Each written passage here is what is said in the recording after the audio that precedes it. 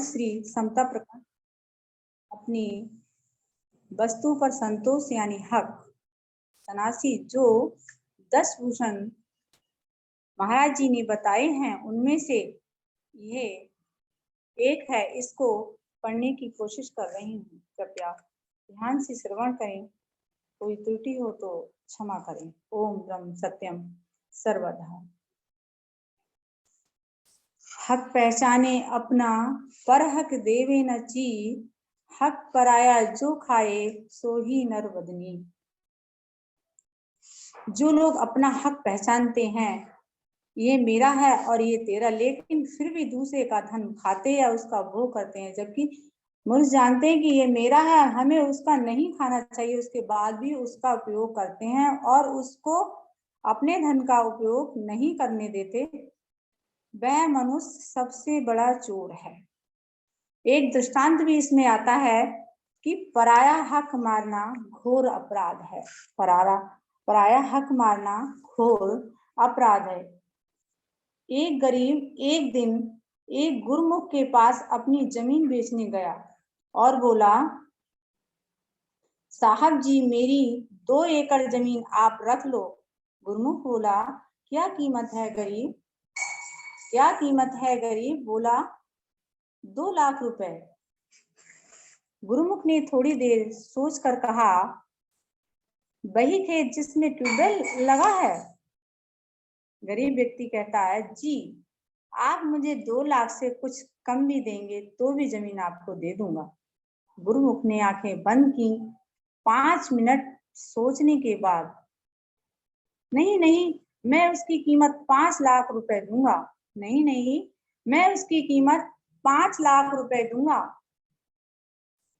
गरीब बोला, पर मैं तो उसकी कीमत 2 लाख मांग रहा हूँ, पर आप 5 लाख क्यों दे रहे हैं?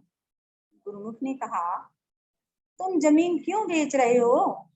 तुम जमीन क्यों बेच रहे हो? गरीब व्यक्ति कहता है, बेटी की शादी करनी है, बच्चों की पढ़ाई की फीस जमा करना है, बहुत कर्ज है, मजबूरी है, इसलिए मजबूरी में बेचना है।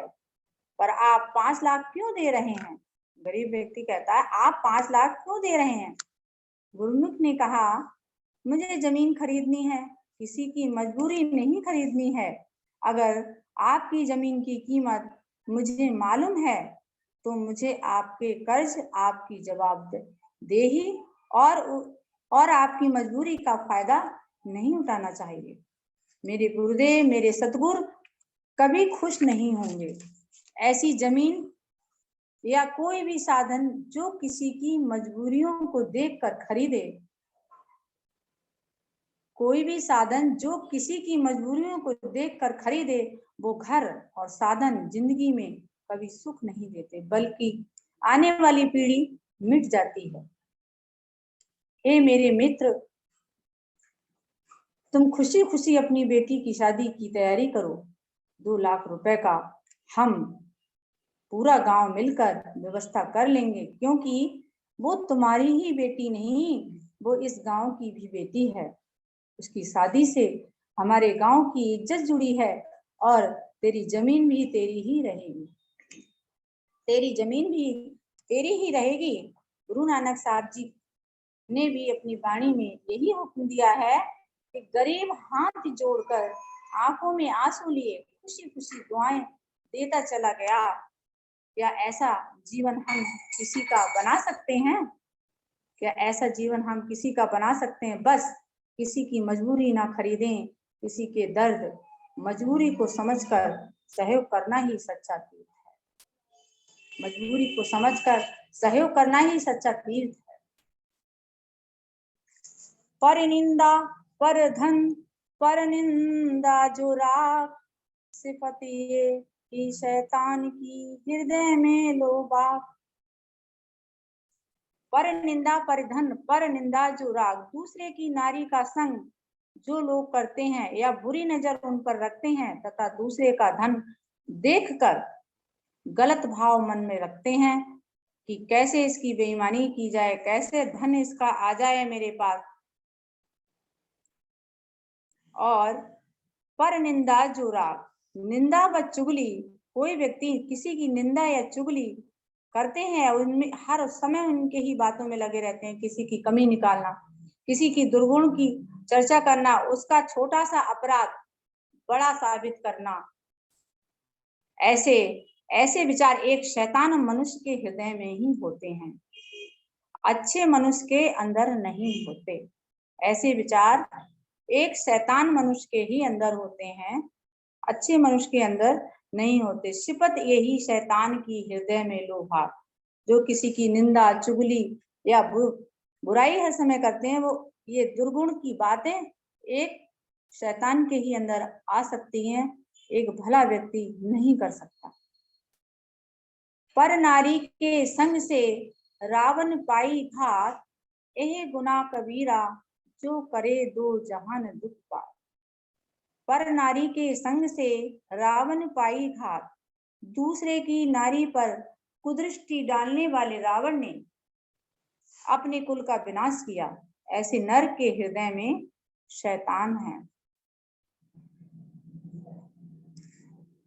जैसे कि रावण ने सीता माँ पे गलत दृष्टि से देखा तो उन्होंने अपने ही कुल का नाश किया। और एक सीता माँ को देखो कि इन्होंने हम स्त्री जाति को आतिथ्य पालन करना सिखाया और उन्होंने इस रेखा को पार किया, जबकि उन्हें पता था कि ऐसा करने से सुरक्षित नहीं है। फिर भी उन्होंने ग्रस्त धर्म में क्या होना चाहिए, रामायण से 2 लाइनें मुझे याद आती हैं, मैं आपके समक्ष रखना चाहती हूँ कि देवर की आन रहे न रहे, रखूंगी धर्म गृहस्थी का। देवर की आन रहे न रहे, रखूंगी धर्म गृहस्थी का। अब मैं रेखा का ध्यान छोड़ करती हूँ कर्म गृहस्थी का। देखो ये ऊंचा व्रत ये कितना ये भाव विलक्षण है। देखो ये ऊंचा व्रत है ये कितना ये भाव विलक्षण है। इस सिया हरण की लीला में आतिथ्य दान ही कारण है। इस सिया हरण की लीला में आतिथ्य दान ही कारण है।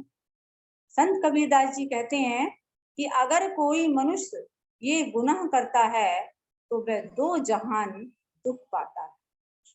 संत कबीरदास जी कहते हैं अगर कोई मनुष्य ये गुनाह करता है तो 2 जहान दुख पाता है। ए गुनाह कबीरा जो करे 2 जहान दुख पार। इस मृत्यु लोक में तो दुख पाता ही है और परलोक भी अपना बिगाड़ लेता है। और महाराज जी की वाणी में भी आया है कि जैसी जिसने प्रीत करी सतगुरु चरनी मां, मंगत ऐसी गत मिली भेद भरम दुख जा। जैसी जिसने प्रीत करी सतगुरु चरनी मां, मंगत ऐसी गत मिली भेद भरम दुख जा। अगली लाइन आती, बिना सबर और शांति दुनिया रूप अंगार, पाप करे बहु भांति कर जल जल बहे अधियार।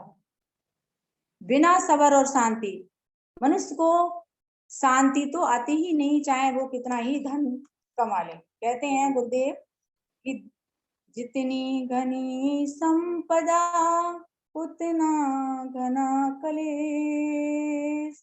जितनी घनी संपदा उतना घना कलेश। कहते हैं कि जितनी संपत्ति जिस व्यक्ति के पास होगी, जितना धन उस व्यक्ति के पास होगा, जितना पद जिस व्यक्ति का होगा, उतनी ही उसको चिंताएं होती हैं, उतना ही उसके जीवन में कलेश होता है। अगर मनुष्य के अंदर सब्र और शांति नहीं तो उसकी आकांक्षाएं बढ़ती ही जाती हैं। जिस मनुष्य के अंदर सब्र और शांति ही नहीं, उसकी आकांक्षाएं बढ़ती ही जाती हैं। जैसे कि 52 अवतार में राजा बलि से भगवान वामन अवतार ने 3 पग भूमि मांगी, तो उन्होंने कहा बस 3 ही पग भूमि चाहिए आपको। तो वामन भगवान ने कहा कि जितनी तृष्णा बढ़ाओ उतनी ही बढ़ती है, जितनी तृष्णा बढ़ाओ उतनी ही बढ़ती है। ठीक उसी प्रकार जितनी हमारे पास जितना धन होगा, हमारी आकांक्षाएं उतनी ही बढ़ती जाती हैं। और जिस व्यक्ति के अंदर शांति और सब्र नहीं है, उसको ये दुनिया रूप अंगार की तरह लगती कि वो ये दिन रात लगा रहता है कि कैसे भी धन प्राप्त हो मुझे।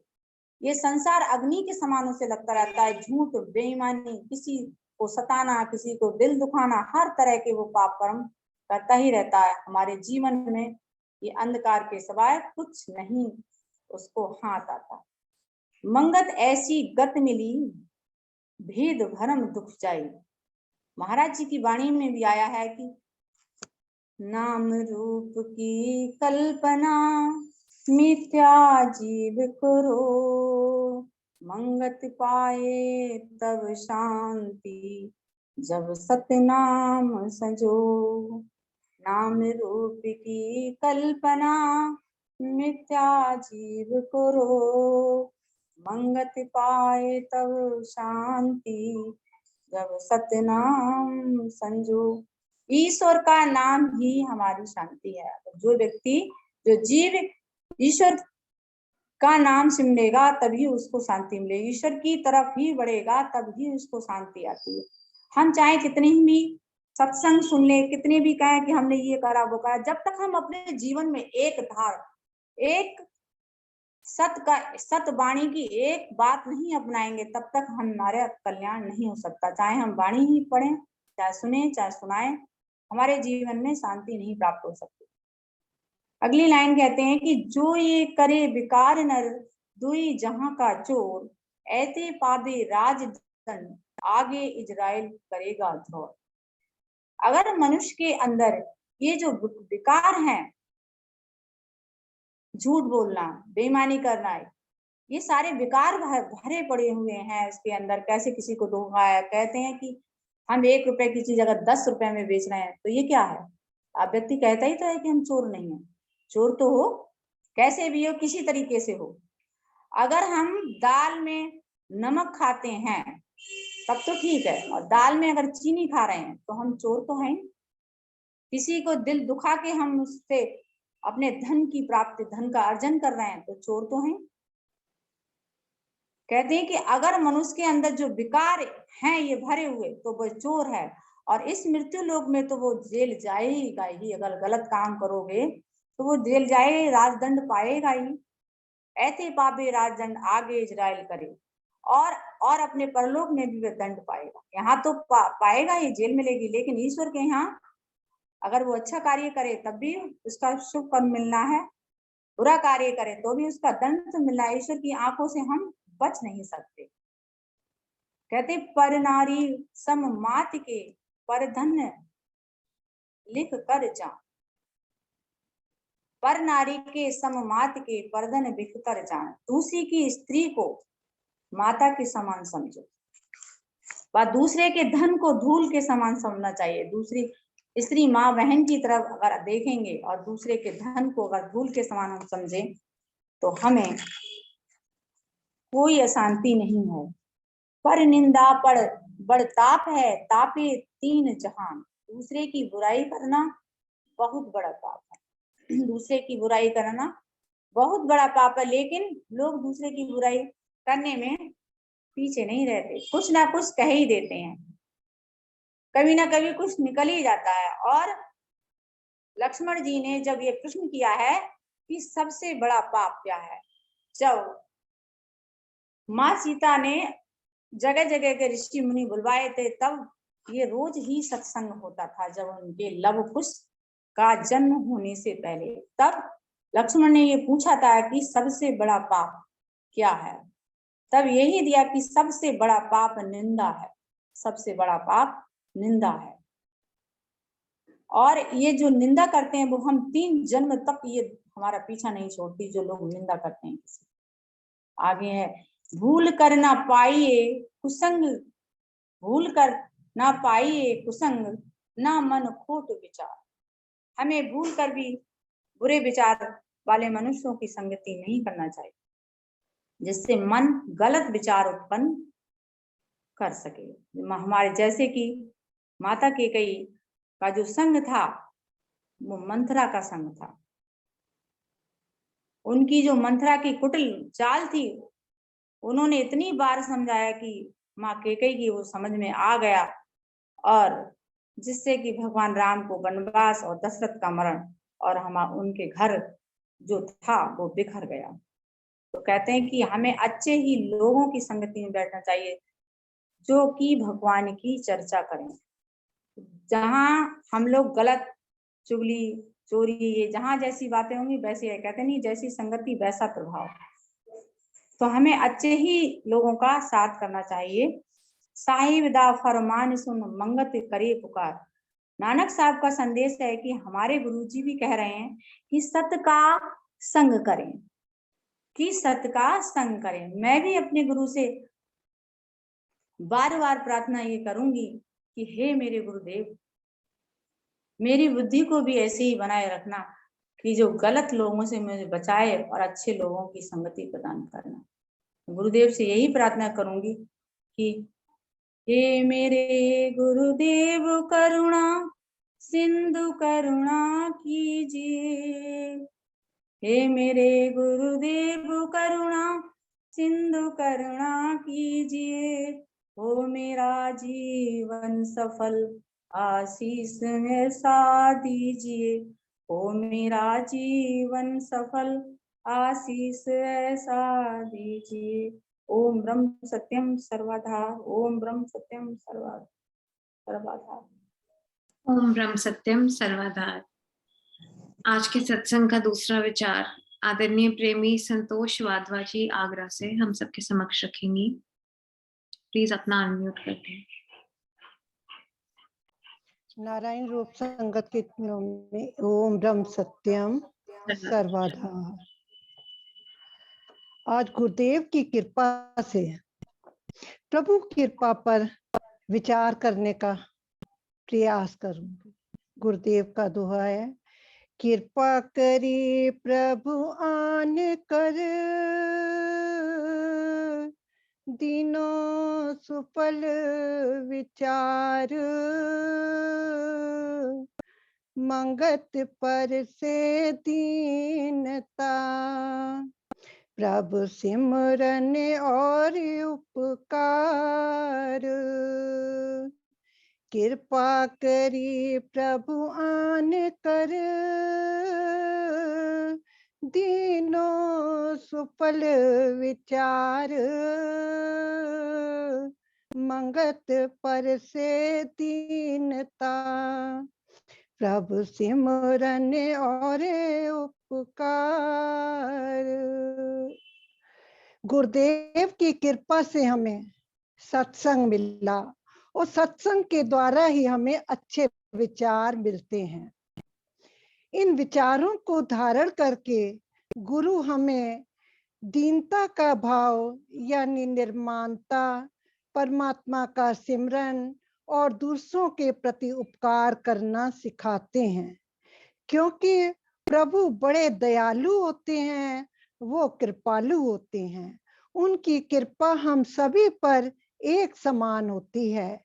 कभी कभी प्रेमी आपस में बात करते हैं, पूछते हैं कैसे हो, तो कहते हैं प्रभु की कृपा से, गुरु की कृपा से सब ठीक ठाक चल रहा है।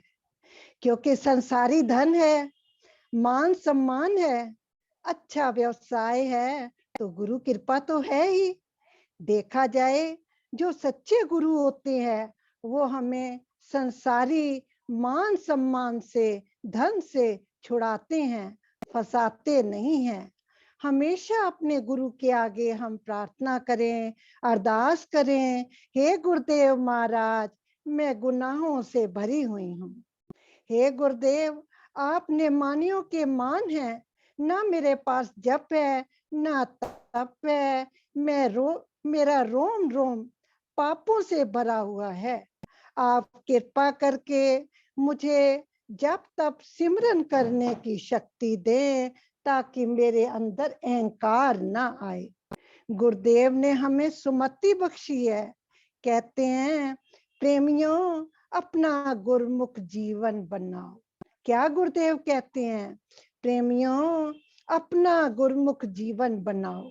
कृपा तो सभी मांगते हैं, पर निर्माण भाव से जब तक सिमरन नहीं करेंगे, जब तक हम सिमरन करेंगे तो गुरु की कृपा स्वतः ही आ जाती है।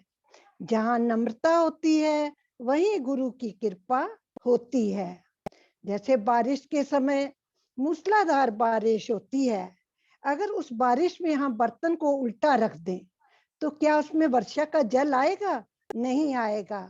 मूसलाधार बारिश हो रही है, क्या पहाड़ों पर पानी टिकता है? नहीं, नीचे गड्ढे में आके पानी टिकेगा। या कोई बर्तन हम सीधा रखेंगे तो उसमें वर्षा का पानी आएगा, क्योंकि ऊंची जगह यानी पहाड़ सूखे रहते हैं, वो गड्ढे होते हैं, वहां पानी टिक जाता है। जहाँ नम्रता होती है, जो गुरु की आज्ञा यानी गुरु के वचनों पर मर मिटता है, गुरु कृपा होती है। और जहाँ अहंकार होता है वहां गुरु कृपा नहीं होती है। गुरु अपनी दया के भंडार से दोनों हाथों से दया बांट रहे हैं, पर लेने वाला पात्र होना चाहिए।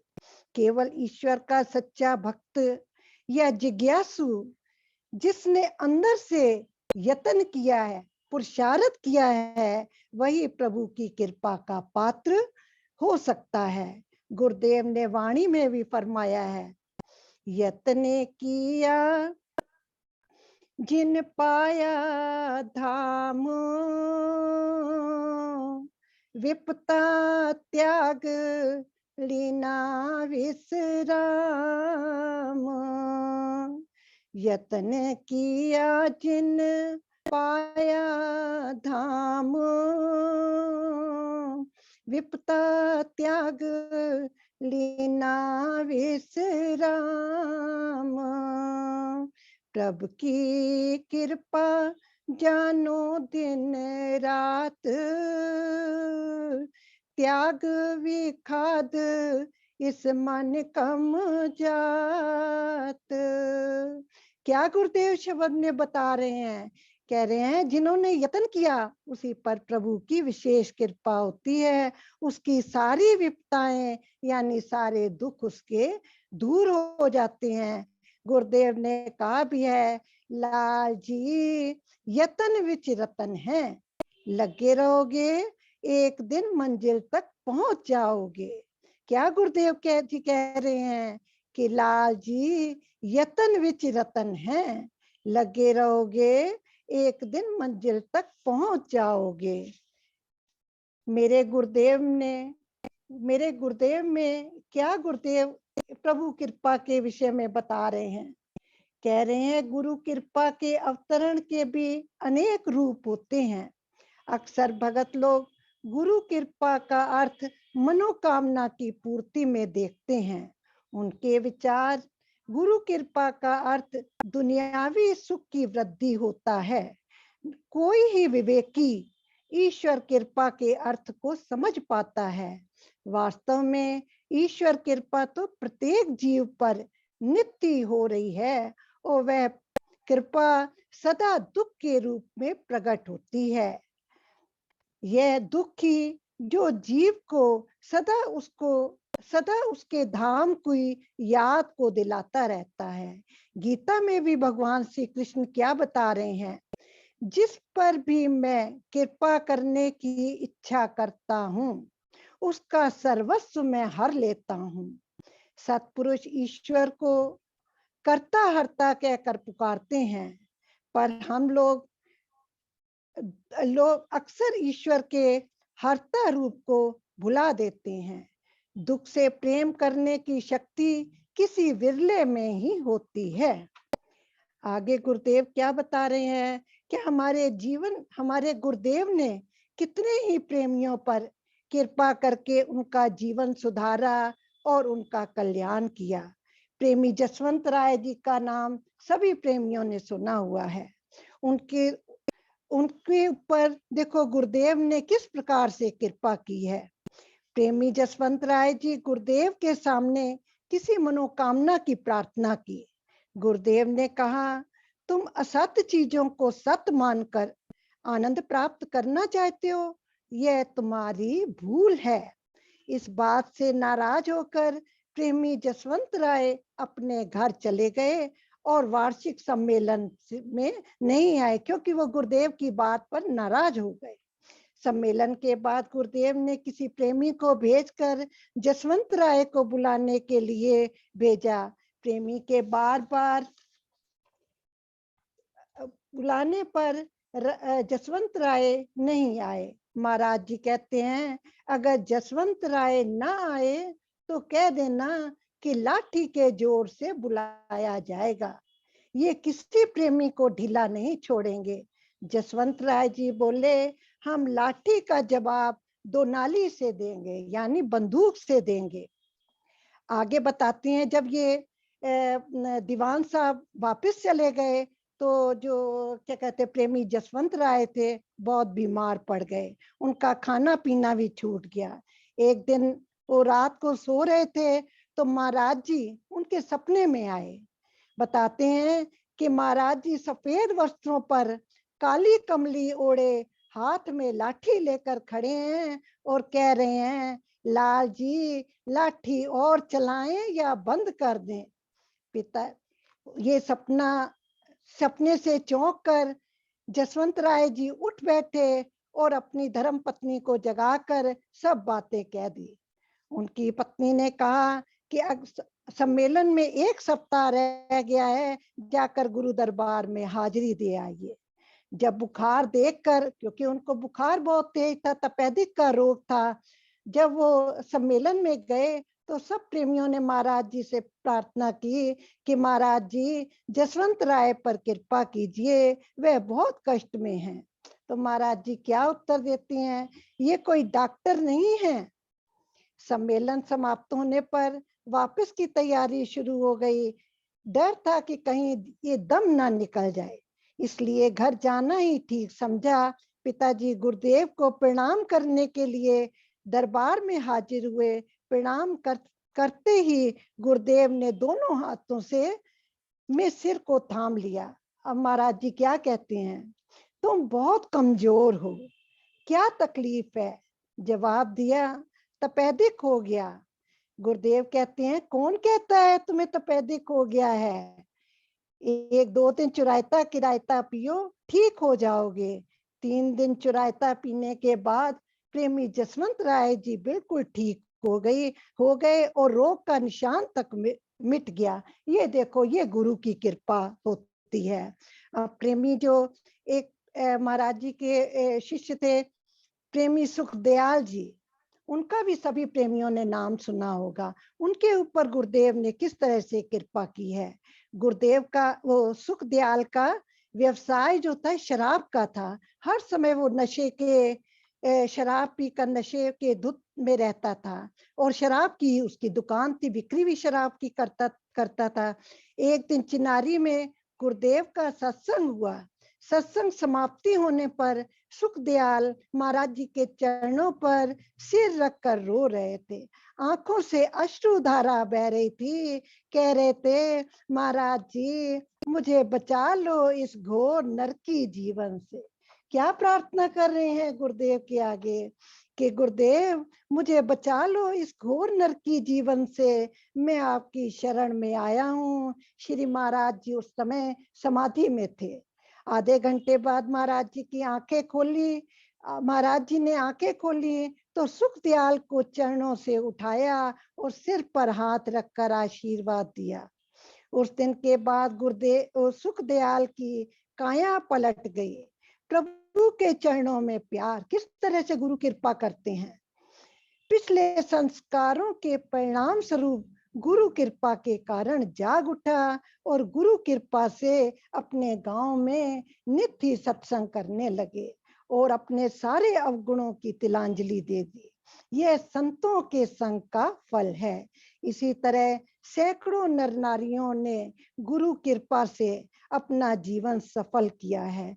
संतों की अपार कृपा है, उनकी अपार दयालुता कृपालता ही हम जीवों पर कोई गिनती नहीं है, क्योंकि गुरु अनंत जीवों का हमारे गुरुदेव ने उद्धार किया है। तो हम भी गुरु की शरण में रहें, हर समय गुरु से यही प्रार्थना करते रहें, प्रेम महाराज जी हम से हर समय सेवा सिमरन में लगे रहें।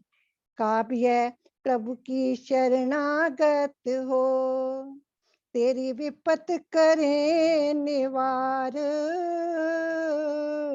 मंगत दीन दयाल प्रभु नित्य ही कृपा धार। प्रभु की शरणागत हूँ, तेरी विपत करे निवार, मंगत दीन दयाल प्रभु नित्य ही कृपा धार। पढ़ते समय कोई त्रुटि हो दास क्षमा मांगता है। ओम ब्रह्म सत्यम सर्व